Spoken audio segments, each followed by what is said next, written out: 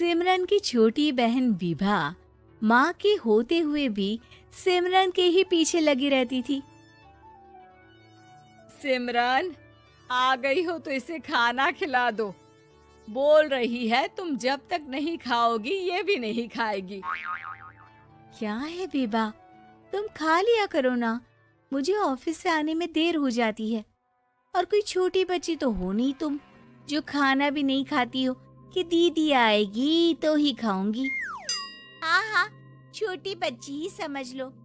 और एक बात, जब आपको पता है कि मैं आपके बिना नहीं खाती हूँ तो रोज रोज क्यों बोलती हो? अरे क्या है ये, दोनों बहनें कम माँ बेटी ज्यादा लगती हो। अरे दीदी की शादी हो जाएगी तब क्या करेगी बोल? जब होगी तब की तब देखेंगे। मैं तो दीदी के साथ ही रहूंगी हमेशा। दोनों की शादी ऐसे घर में कर देंगे जहाँ दो भाई हो। खैर, मामला आया गया हो जाता है। एक दिन सिमरन के पापा जब घर आते हैं, तुम लोगों के लिए अच्छी खबर है।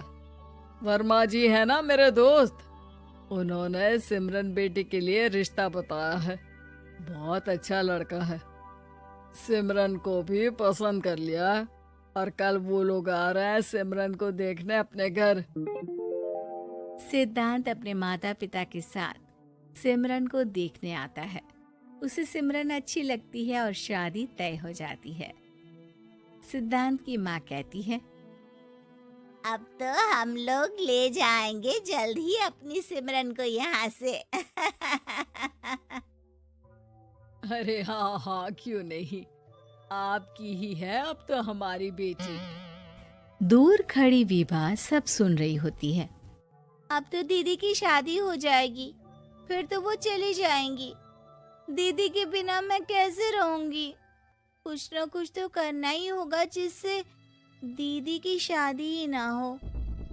सभी के जाने के बाद क्या शादी के बाद दीदी हम लोगों के साथ नहीं रहेंगी? अरे नहीं तो फिर क्यों रहेगी? शादी हो जाएगी तो अपने घर चली जाएगी ना। तो मैं भी जाऊंगी उनके साथ, मेरा भी सामान पैक कर देना। अरे कैसे बात कर रही हो विभा? दीदी के ससुराल छोटी बहन नहीं जाती। हाँ, कभी कभी जाकर मिलाना और रोज फोन पर भी बात कर लेना, ठीक है? नहीं पापा, आप तो जानते हैं मैं दीदी के बिना खाना भी नहीं खाती, ना ही मुझे उनके बिना नींद आती है। सिमरन बहन की बात सुनकर इमोशनल हो जाती है। अगले दिन से विभा खाना खाना छोड़ देती है। लोगों के लाख समझाने के बाद भी विभा ना खाती है ना ही सोती है।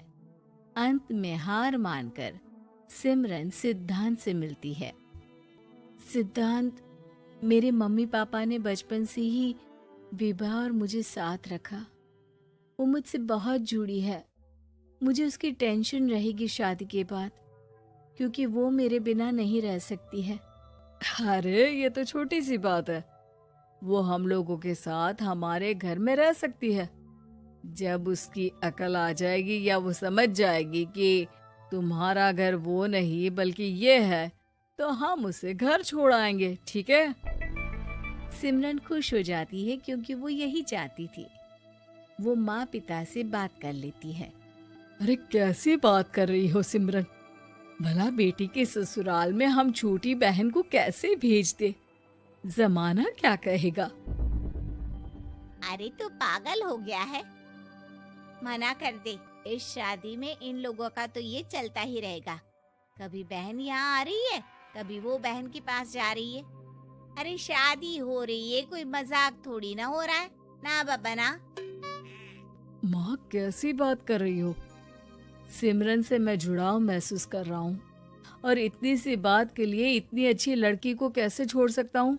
सिद्धांत की भी जिद होती है कि वो सिर्फ सिमरन से ही शादी करेगा और होता भी वैसा ही है। सिद्धांत और सिमरन की शादी हो जाती है और दहेज में आ जाती है विभा। शादी के बाद बुआ सास कहती है अरे माँ ना, साली आधी घर वाली होती है, लेकिन ये क्या, तुम तो उसे घर ही ले आए।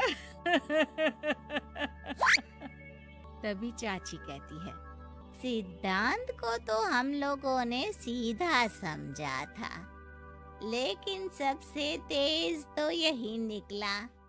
अरे देखो कैसे दहेज तो नहीं लिया, लेकिन साली पर कब्जा कर लिया। सिद्धांत ने इस और तो सोचा ही नहीं था, लोग उन लोगों के बारे में ऐसी भी बात करेंगे। वो वहां से चला जाता है और चुपचाप अपने कमरे में लेट जाता है। क्या हुआ सिद्धांत, तुम अचानक से परेशान हो गए, कोई बात है क्या? अरे नहीं नहीं, वो थक गया था ना, शादी की सारी तैयारी और रस्मों के बीच। सोच रहा हूँ थोड़ा आराम कर लूँ। हाँ ठीक है, आप लेट जाइए, मैं विभा का बेड लगा देती हूँ जमीन पर। क्या, वो यहाँ सोएगी? हाँ, बताया तो था कि उसे नींद नहीं आती मेरे बिना, तो तुम आराम से लेटो ऊपर, हम लोग नीचे बिछा लेते हैं। अरे नहीं नहीं, तुम दोनों आराम से लेटो ऊपर, मैं माँ पापा के रूम में जा रहा हूँ। सिद्धांत वहां से दूसरे कमरे में चला जाता है, जहाँ सिद्धांत के पिता उससे कहते हैं, क्या बात है बेटा, तू उस कमरे में क्यों नहीं सो रहा? बहू से लड़ाई हो गई है क्या शादी के पहले दिन ही?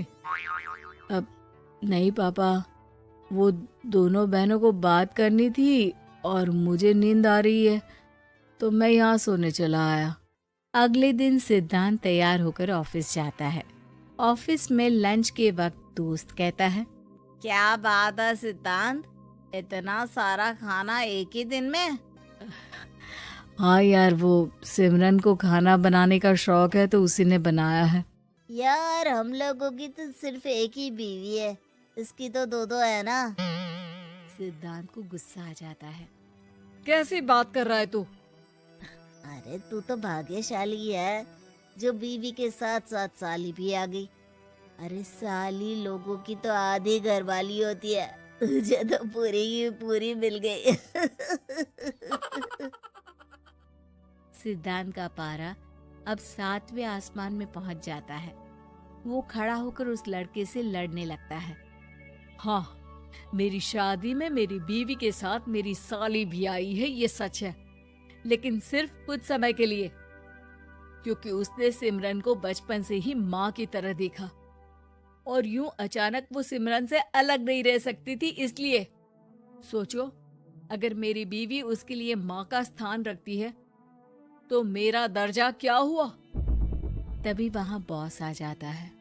माफ करना सिद्धांत, यहाँ इस मेंटल लेवल के लोग हैं, जरूरी नहीं साली सिर्फ आधी घरवाली ही हो, कभी वो छोटी बहन तो कभी बेटी भी होती है।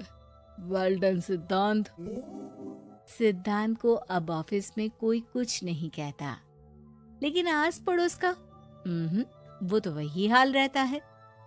सिद्धांत ऑफिस से घर की ओर आ रहा होता है कि रास्ते में उसे अपनी कॉलोनी का दोस्त मिल जाता है। क्या बात है, चेहरे की चमक बता रही है, शादी से बड़ा खुश है तू, क्यों? हाँ यार, अच्छी लड़की और अच्छा परिवार मिलना कहाँ होता है जल्दी आजकल। यार हमें भी दिला देना ऐसा परिवार जहाँ एक के साथ एक फ्री की स्कीम चल रही हो। सिद्धांत को फिर गुस्सा आ जाता है। वो दोस्त को मारने के लिए हाथ उठाता ही है कि वहाँ विभा आ जाती है। अरे जीजू रहने दीजिए ना, ये लोग नहीं समझेंगे कि इंसानियत क्या होती है। ये सच है कि दीदी से कैसे दूर रहना ये मुझे पता नहीं था। आपने मुझे दीदी के पास रहने का मौका देकर ये समझने का मौका दिया कि लड़की का असली घर उसका ससुराल होता है। मैं समझ चुकी हूँ, मैं जा रही हूँ जीजू, लेकिन मैं खुश हूँ कि आपने मुझे अपनी छोटी बहन समझा। सभी उन लोगों को देखकर ताली बजाने लगते हैं। विभा अपने घर चली जाती है और सिद्धांत खुशी खुशी सिमरन के साथ रहने लगता है।